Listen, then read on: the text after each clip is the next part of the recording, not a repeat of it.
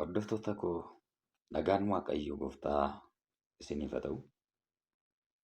Yesuus Kiristoos har'as guyyaa nuu laate jennaan sagalee isaa akka barannuudhaaf carraaf Waaqayyo nuu laatetti fayyadamnee sagalee Waaqayyoo isinii dubbisiitanii sagalee har'a Waaqayyoo keessa koo isiniif ka'ee isinii hira. Lallaba boqonnaa macaafa lallabaa boqonnaa 12:1-7 dubbisiitanii isa booda Waaqayyo har'a maal nuun jedha kan jedhummaa sofna. Barri hamaan utuu hin dhufin waggoonni ati anatti hin tolan ittiin jettu sotuu hin dhiyaatin bara dargaggummaa keetti uumaa kee yaadadhu. Aduun ifni jiinii urjiin otuun dukkanaa'in bokkaa booddeedhaanis duumessi otuu hin dhufin uumaa kee yaadadhu. Yeroo sanatti harki kee warri si eegaa turan miilli kee warri ciccimoon in hollatu. Ilkaan kee waan muraasataniif nyaachuu dadhabu. Ijji kee ni lallaa tures hin dimimmisaa'a. Yommus gurri kee lamaan dhaga'uu dadhabu. Ilkaan keetii yommuu waa nyaattu sagaleen isaa sitti hin dhaga'amu. Namoonni yeroo simbirri waccutti ka'u sagaleen faarfannaa isaanii garuu sitti hin dhaga'amu. Yommus ati irraan olee adeemuu karaa irrattis wanti sitti bu'us hin sodaatta. Rifeensi mataa keetii akka daraaraa mata bokkee ta'a. Carroon kee akka kan kuruphisaan dadacha'a. Kajeellaan kee sin adooda. Kana booddee iddoo boqonnaa bara baraa dhaqxa. Warri siibboon karaa irraa siif achi yaa'u. Kanaafis bu'aa dhagna keetii keessaa wanta akka fo'aa meetii irraa hojjetame utuu hin citin, inni akka harkee warqee irraa hojjetame utuu hin cabin, wanta akka gomboo burqaa bishaanii biratti utuu hin urraa'in, inni akka geengoo ittiin bishaan boollaa waraabanis utuu hin cabin uumaa kee yaadadhu. Biyyoon gara biyyoo isaa irraa dhufeetti deebi'uun, hafuurri immoo gara Waaqayyoo isaa isa kenneetti deebi'uun hin hafu. Lallabichi wanti hundinuu waa hin baasu, dhuguma waa hin baasu jedhe. Gooftaan hafuurri qulqulluun akka nu ibsuu fi Waaqayyo Gooftaa kadhannu. Hafuura qulqulluu siin jaalladha. Hafuura qulqulluu siin kabaja. Hafuura qulqulluu iddoo guddaan sii kenna. Hafuura qulqulluu ati tokkoffaa kooti. Ati qabeenya kooti. Ati jireenya kooti. Ati nagaa kooti. Si malee homaan qabu. Si malee homaan qabu. Ani dadhabaadha. Ani cubbamaadha. Na gargaari. Na gargaari. Samaayi na banamu.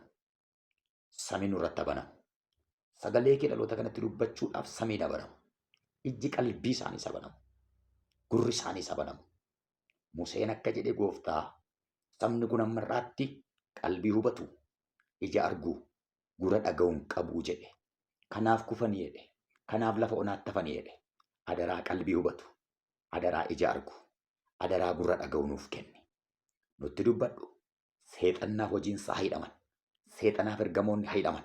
Ergamoonni dukkanaa sun hidhaman. Hafuuronni xuraa'uun sun hidhaman. Sagalee wangeelaa kan mormu maqaa Yesuusiin caccabu. Maqaa Yesuusiin bullaa'u. Ati nutti dubbadhu. Maqaa Yesuusiin. Ameen. Har'a sagalee Waaqayyoo bara dargaggummaa keetti uumaa kee yaadadhu kan jedhu. Bara dargaggummaa keetti uumaa kee yaadadhu. Macaafa lallabaa boqonnaan 12 bara dargaggummaatti uumaa kee yaadadhu jedha. Waaqayyo maaliif filate bara dargaggummaa? Barri mucummaa jira, barri ijoollummaa jira, barri dargaggummaa jira, barri ga'eessummaa jira, barri jaarsummaa jira, barri du'aa jira. Bara dhala namaa keessatti barri dargaggummaa bara Waaqayyo filatedha.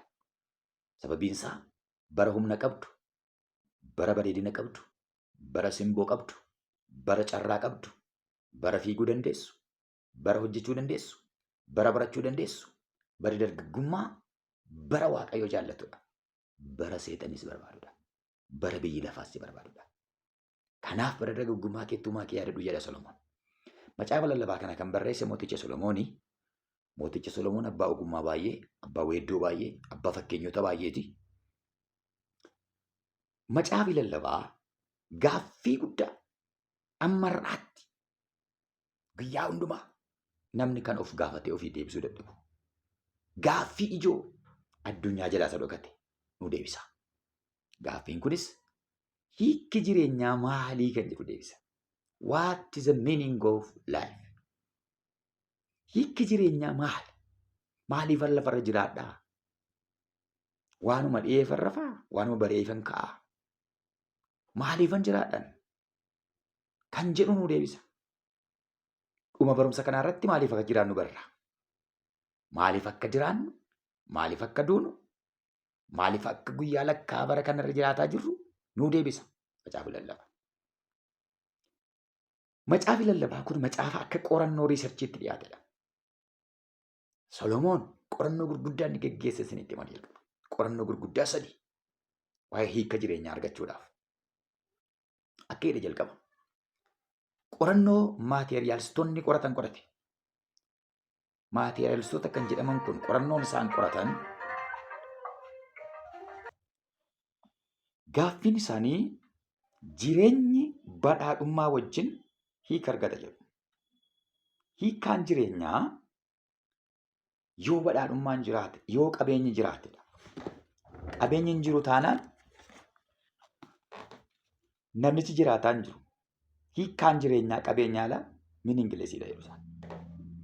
Kanaaf Solomoon akkuma jarri kun qoratan kana qabeenya godhachuudhaaf badhaadhummaa horachuudhaaf kan ka'edha. Badhaadhummaa guddaa horadheera. Yoo laaltan badhaadhummaa Solomoon qabu yoo laaltan mootota isa duraa boqonnaa 10 lakkoofsa 4-5tti mootittiin Shebaa gaafa gara Solomoon dhaqxe badhaadhummaa isaa ogummaa isaa argitee dinqisiifachuurraa kan ka'e afurri ishee addachiteedha. Baay'ee nama qabeenya qabu ture Solomoon. Guyyaa guyyaatti mana isaatti kan qalamu, mana isaatti kan nyaatamu waan dinqiidha.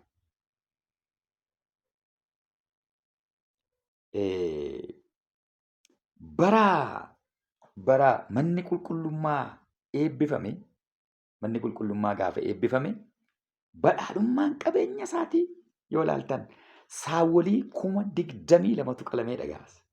Bushaayee 120,020tu qalameedha guyyaa tokkotti aarsaa waaqayyoo dhiyaachuuf. Saa 22,000 bushaayee 100,000 nama qabeenya guddaa amma funyaanitti godhatedha.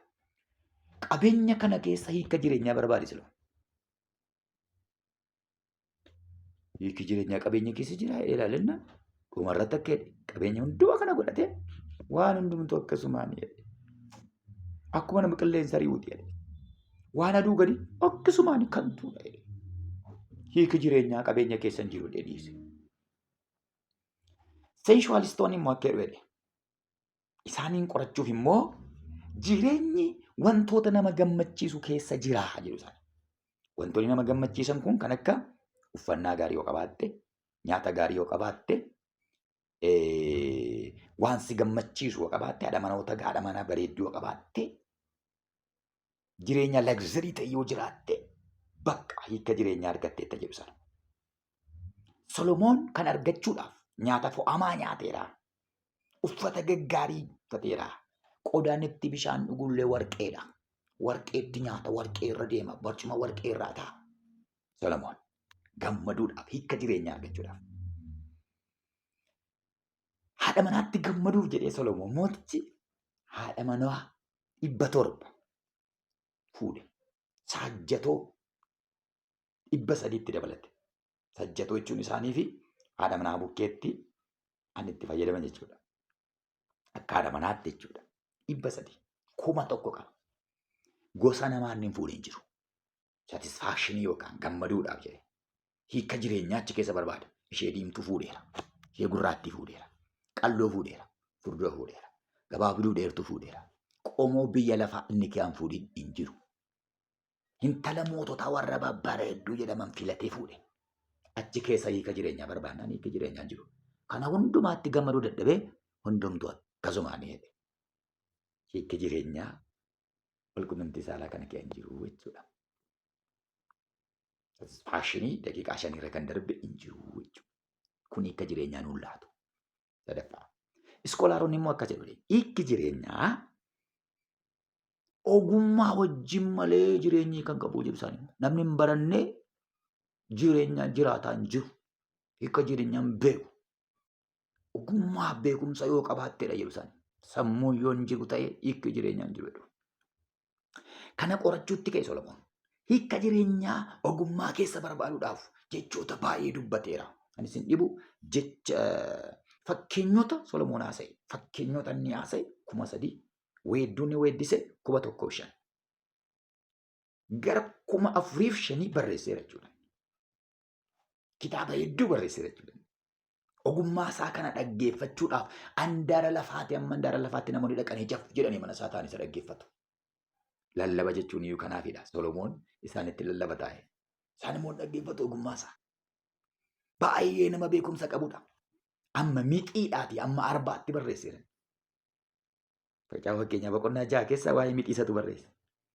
Mixii ilaalaa dhaqaa kan inni jedhe jechuudha. Dhibaawotaan. Ogummaa guddaa qaba. Beekumsa keessa hiika jireenyaa barbaada. Beekumsa keessa hiiki jireenyaa jiru. Eessa jira hiiki jireenyaa? Jireenya jechuun maal jechuudha? Maaliif lafarra jiraan nagaa? Hiiki jireenyaa kana kee hin jiru. Qabeenya kee hin jiru adda ta'e. Gammachuu kee hin jiru adda ta'e. Beekumsa kee hin jiru adda ta'e. Maal keessa jira? Lallaba boqonnaa 12 lakkoofsa 13 irratti ka'e. Waaqayyoon sodaadhu abboommi isaa eegi. Kun isa dhumaati hiika jireenya kanadha jedhama.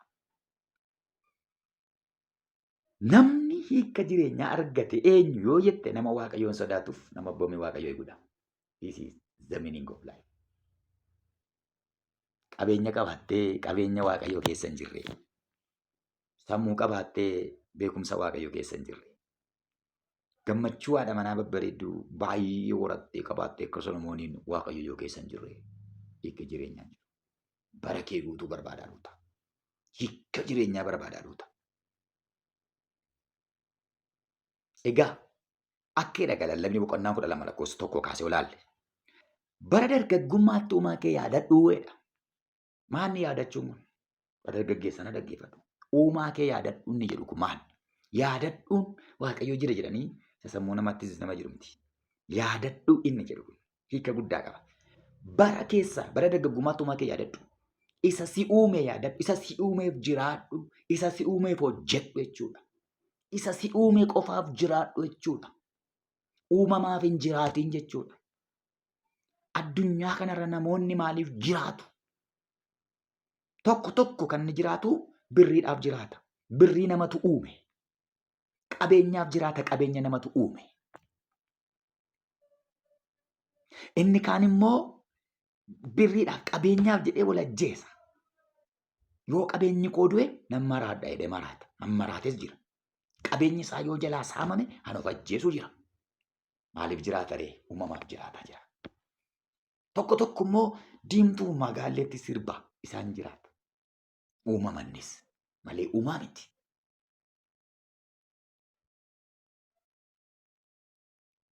Ishee dhamnaan ofan ajjeesa. Isa dhamnaan ofan ajjeesa. Jedhanii kan summii dhugan jiru. Kan of rarraasan jiru. Kan of ajjeesan jiru namaaf. Namni uumamaadha malee uumaa miti. Kaan immoo siyaasaaf jiraata. Amma du'aatti hin deema jedha siyaasaaf. Siyaasa falaasama namaati siyaasa. Uumaa keef jiraata. Uumamaaf hin jiraata. Falaasama namaaf hin du'in. Siyaasni aangoo yoo qabate namichi hin bada. Yookaan aangoo yoo dhiise hin bada. Siyaasi hin badan geeddarama boora. Bara dargaggummaa keetti uumaa kee yaadadhu. Uumaa keessa si uume. Waaqayyoo isa si kalaqe isa si uume yaadadhu. Isaaf jiraadhu isaaf hojjedhu. Galaatiyaa boqonnaa 2:19. Waaqayyoo jiraachuuf an karaa seeraa jira du'e. Ani Kiristoosii wajjin fannifameera. Egaa si'achi natu jiraata miti. Kiristoos isa na keessaatu jiraata malee. Si'achi natu jiraatame. Isa na keessaa Kiristoosu jiraata. Kiristoosii ban jiraadha. Uumaa ofii yaadachuu jechuun Kiristoosiif jiraachuu jechuudha. Galanni isaaf haa ta'u. Argitee? Amma har'aatti uumamni waaqayyo uume hundisaayyuu toora uumamaan gadhiisne. Biqiltoonni biyyoo irraa dhaabatu. Biyyoo irraa soora argatu. Biyyoo irraa buqqa'anii jiraachuu hin danda'ani. Madda uumama isaaniitti buqqa'anii jiraachuu hin danda'ani.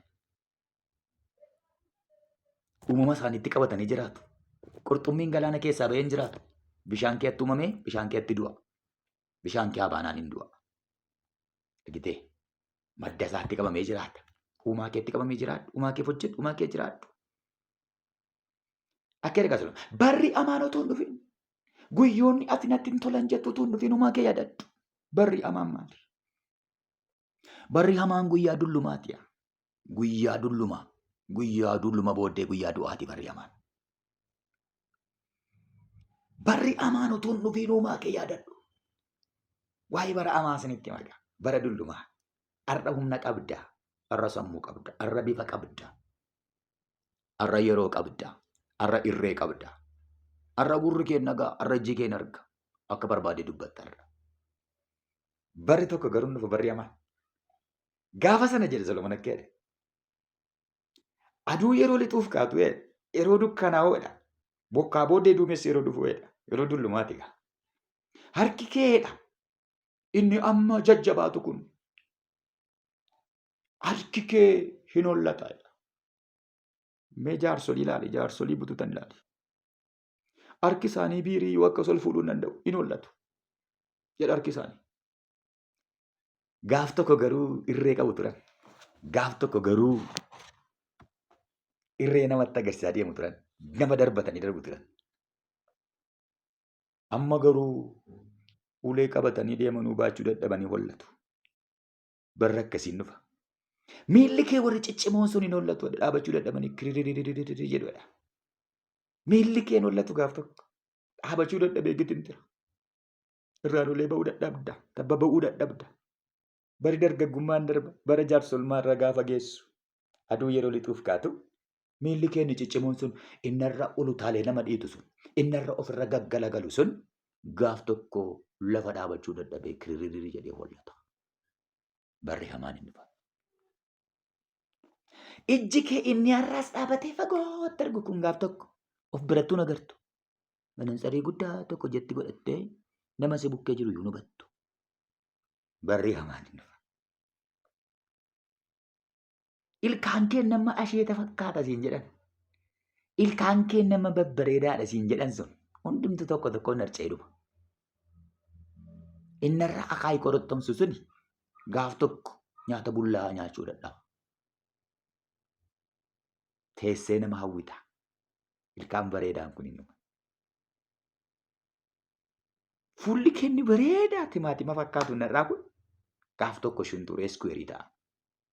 Bara dargaggummaa keettumaa kee yaadadha. Ijji kee nama ilaalaa jiru kun ijji kee nama bakka balcha bariifu ni fagootti argu kun hin dadhaba. Gurri kee yaa buqqee dhagawamma. Asaasa dhagawamma. Gaaf tokko garuu hin dadhaba. Sibira taa'anii abaluu yoo siin jedhan hin dhageessu. Yoo sitti iyyanuu hin dhageessu gaafa sana. Bara dargaggummaa keettumaa kee yaadadha.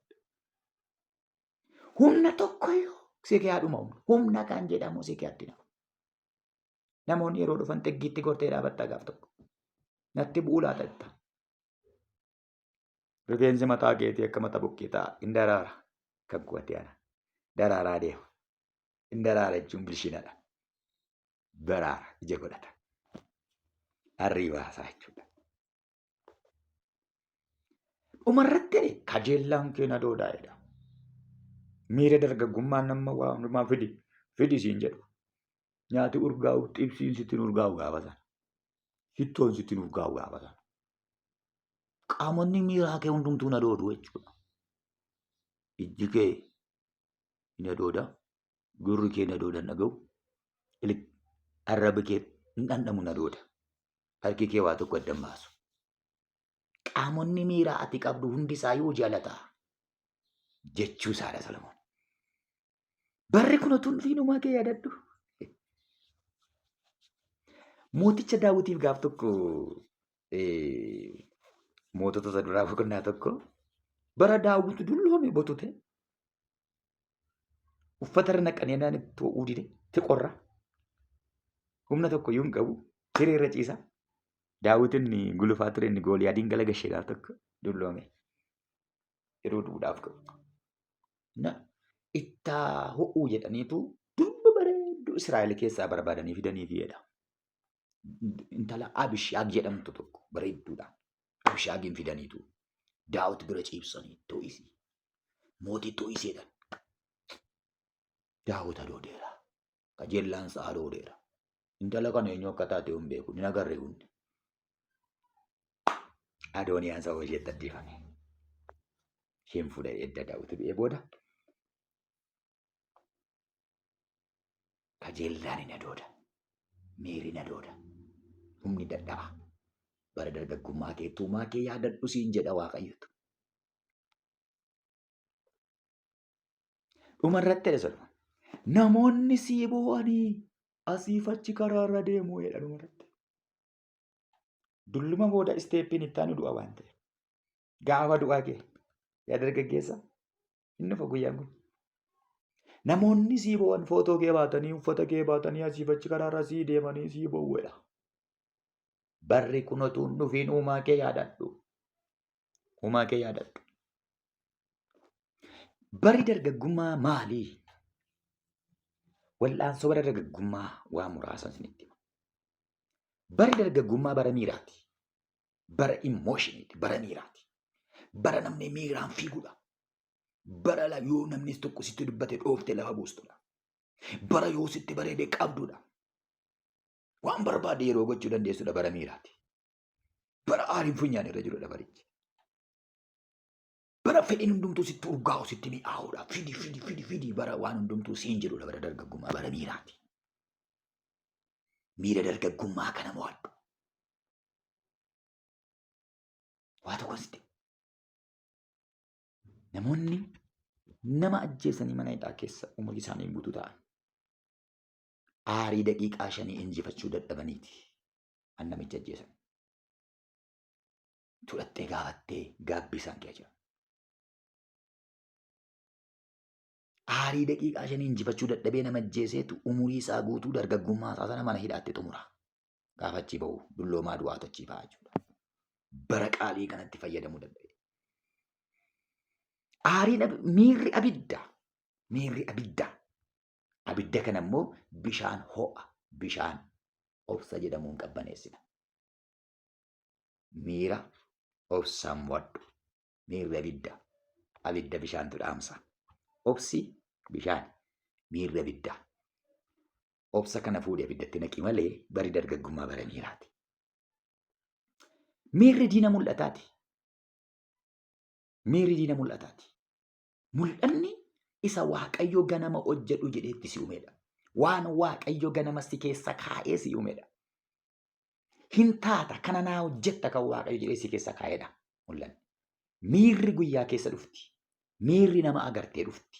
Faarfataa agarraan miira faarfannaa dhufa. Lallabaa argannaan miira lallabaa dhufa.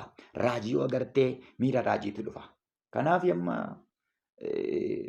apostoloonni raajonni feesbuukii irraa bara kanaa dargaggoota baay'een isaanii warra suufii diimaa uffatanii mataa filatanii agartee dargaggoota baay'een isaanii.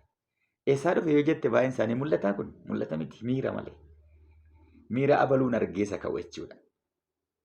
Miirri mul'ata keessa isaanii jiru adoocha. Mul'ata keessa kee jiru ajjeesa. Barri miiraa bara mul'ataa addan baaftu ta'e mul'ata danqaa. Mul'ata danqaa. Yoosef miiraa mul'ata tolfaanatti dhufe.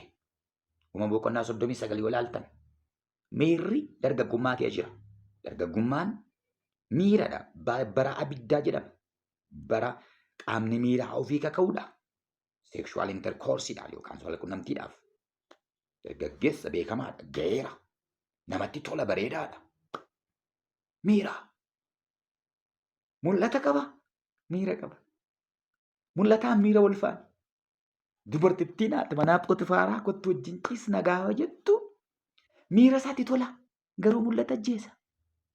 Garuu abjuu ajjeesa. Abjuu isaa galmaan ga'uudhaaf miira isaa kana qabbaneesse. Obsaan qabbaneesse. Gaafatti isheen itti rarraatuun qabbaneesse. Guyyaa baay'ee isa waamti, isa sossobdi guyyaa baay'ee. Guyyaa baay'ee dogoggorsuuf tarii qullaa'utti agarsiisuu dandeessi. Akka inni dogoggoru waan baay'ee hojjetteetti. Miira kana obsaan qabbaneesse. Miirri diina mul'ataati. Mul'ata kee iddoo kenni, miira kee hin kennin. Barri dargaggummaa bara miiraati. Daawit gaaf tokko miira keessa gale. Namicha Naabaal jedhamutu nyaata nuu ergi jennaan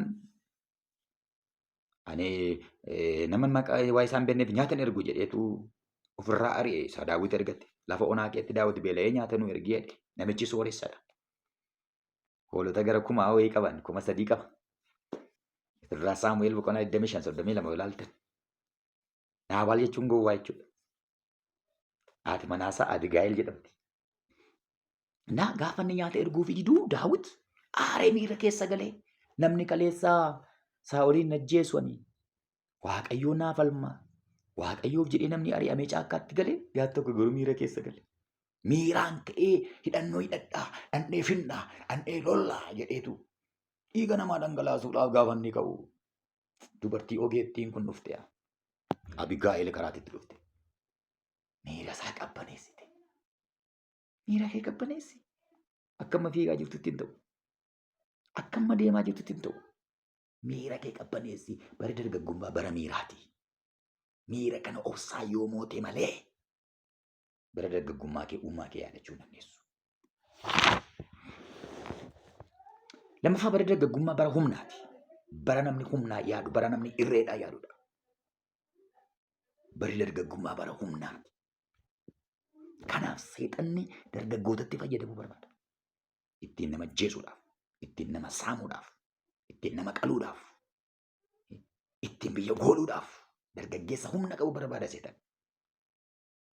Waaqayyoos dargaggeessa humna qabu barbaada wangeelaaf. Argitee? Yoosef dargaggeessa ture, Daawit dargaggeessa ture, Daani'el fa'aa dargaggeessa turanii. Dargaggoota baay'eedha kan wangeela hojjete wangeela keenya keessaa. Dargaggootatti fayyadama Waaqayyo. Waaqayyo sitti fayyadamuu barbaada. Humna keetti fayyadamuu barbaada Waaqayyo. Humna keetti fayyadamee wangeela lallabuu barbaada. Humna keetti fayyadamee wangeela kana bakkaan ga'uu barbaada Waaqayyo. Dargaggeessaa humna kee Waaqayyoof kenni iddoo hin taanetti hin dhangalaasi. Humna kee hin balleessin waan hin taaneef. Lubbuu kee hin dabarsin waan hin taaneef. Humna kee Waaqayyoof kenni. Waaqayyo sitti gargaaramuu barbaada. Bari dargaggummaa bara humnaati. Bara namni humnaa yaadudha. Waaqayyo humna dargaggeessaa barbaada. Seexannis humna dargaggeessaa barbaada. Bari dargaggummaa bara miidhaginaati. Ni sadaffaan. Bara atis miidhagduudha. Bara namni sitti miidhagudha. Bari dargaggummaa bara abaaboo fakkaatanidha. Bareedina kee kanatti fayyadamu gaaseetan. Bareedduutti fayyadamu biyyi lafa. Moodelistii godhatu, faashin shoo hojjechifatu, pornoogiraafii hojjechifatu. Dubartoota miidhagoo kana dhiira miidhagaa kanatti fayyadama seexanni dhaloota karaarraa kaachisu. Bareedina kee Yesuusiif haa ta'u. Simboon sirra jiru Yesuusiif haa ta'u. Bareedinni daraaraadha marga boodin darba sirra. Bareedina keetti Yesuusa fayyadamu. Bara bareedinaa kana Yesuusiif laaddu. Yesuusiif kennu. Waltajjii irraa bareedi. Iddoo aarsaarraa bareedi. Bareedina keetti fayyadamtee wangeela hin gurgurin. Bareedina keetti fayyadamtee wangeela hin faalleessi. Bareedinni kee Yesuusiif haa ta'u. Bari dargaggummaa bara bareedanidha. Bara kana Waaqayyotu barbaada. Bara kana seexanatu barbaada. Bara bareedinaa kana Yesuusiif godhi. Humna kee kana Yesuusiif godhi darbi.